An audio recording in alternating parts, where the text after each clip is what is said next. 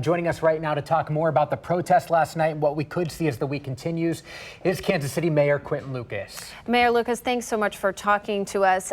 We know we did reach out to you yesterday. We spoke to you in the afternoon. You said you were proud that people were protesting peacefully. That obviously took a turn last night. What is your message to the city this morning? Well, I think first of all, I said yesterday, I continue to say, we can't let the actions of a few tarnish what I think is an important message about bringing our community together, about better relationships between particularly the black community and the police. And I think that there were thousands of people yesterday on the plaza who shared that message. Like the night before, we had a very small group of protesters that were intent on doing things that did not comport with that good message. But last night, I think we saw some positive changes. Most of the people went home at 8 o'clock after our curfew began. Most people actually were peaceful while there. And we did not see the same level of looting and damage that we saw the previous night. We did see 2 vehicle fires, but I think by and large there are a lot of people waking up safe today because the crowd got it, our police did well, and frankly the community said we want to actually look to how we can be better, not look to how we can be worse. And Mayor, as you just mentioned, there is an importance to deciphering and drawing a line between these protesters and what many people would then call rioters. Yeah. There's also an importance, though, to figuring out exactly who those rioters were and how this happened. We know that Saturday night with the protest there, you mentioned that they came from out of state or from other organizations. We've been hearing a lot about Antifa across the country and other cities. What do we know about that so far here in Kansas City, and what is being done to find out? Every day we have, through our police department, a lot of intelligence that is being done, trying to figure out either through different message boards, all types of things, where all these folks are coming from and who's trying to kind of hype up energy. Something that I think I find most frustrating as somebody who has cared about equality for particularly people of color in this country for as long as I can remember in my life, that I think there are some that are trying to use this very important time and this very important message for their own ends and not for the ends of equality, not for the ends of justice. That is frustrating, and that is the sort of thing that I think tarnishes or attempts to tarnish an entire movement. Yesterday afternoon I was out with protesters. I listened to them. I talked to them. I heard their anger at the police. I heard their anger at me. That's what we need to do more of. But yes, we arrested, this police department arrested a number of people. We'll have more information on where they came from, what groups they were connected to throughout the day, and I'm sure throughout the week. Mayor, we've seen here in all across the country, patience, passivism, it's not working right now. Anger and outrage is the human response right now. And Wednesday, of course, is this unity march. How are you going to make sure that it stays peaceful and safe? I think, first of all, it has to be something that is within all of us. I said this at the protest yesterday, and there were people who were mad, but, I ask, how can we make the best difference? I think the way we make the best difference is we make our voices heard on the weekend, and we keep working on Monday, on Tuesday, on Wednesday, and next week. What we don't do is break glass at a cupcake shop. What does that do? What we don't do is, bust up the windows of a restaurant that just reopened, actually, post our COVID stay-at-home orders.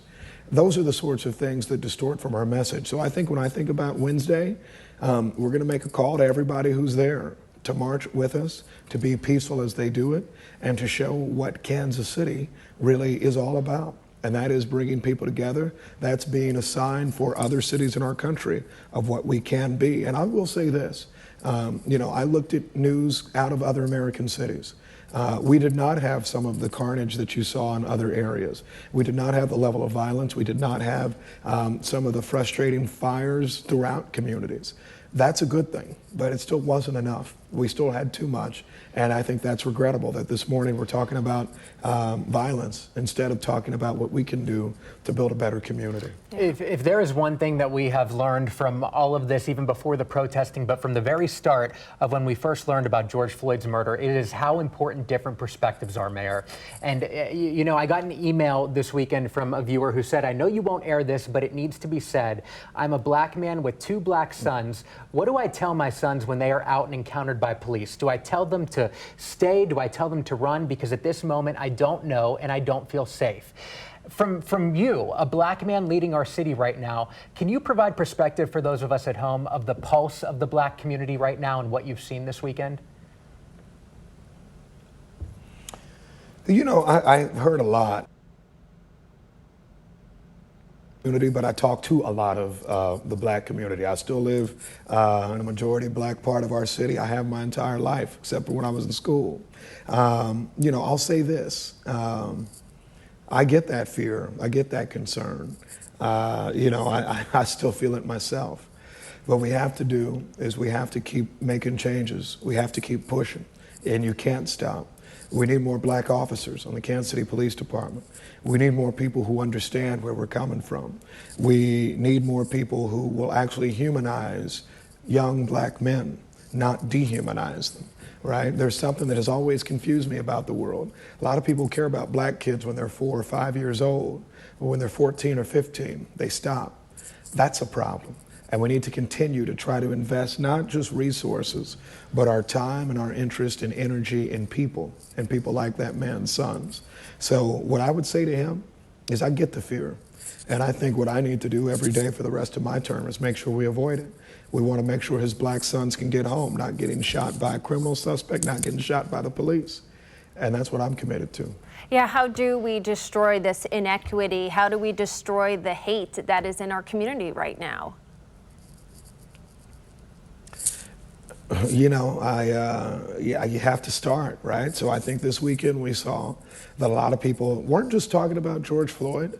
A lot of folks, a lot of good peaceful protesters were saying, we have issues with things the Kansas City Police Department's done over time.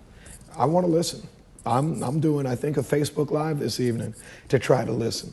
And then we need to try to implement policies that change it. I've mentioned before, the reason that we need marijuana decriminalization is not because of anybody liking the drug or anything like that, but a disproportionate number of people who are arrested for those petty drug offenses are black males, young black males. We start building a record for them year after year. We need to decriminalize poverty, where we make warrants something that's an impediment to people getting work and jobs and living.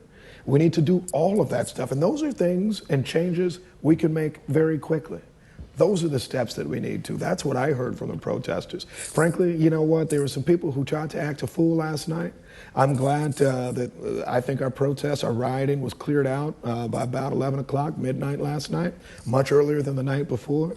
But I'm going to continue to listen to the people who were there to share a real message about how life can be better for black people in Kansas City and in America. And I think it is important to note that it is also needs to be a focus that we continue this conversation, not just today, not just this week, but moving forward for months, years, forever, as we try to figure out this problem and get ahead of it. Mayor, we thank you for your work this weekend, and we will continue checking in with you today and through the whole week, as we know we have that march on Wednesday and more things to cover regarding this. So have a good day. Thank you.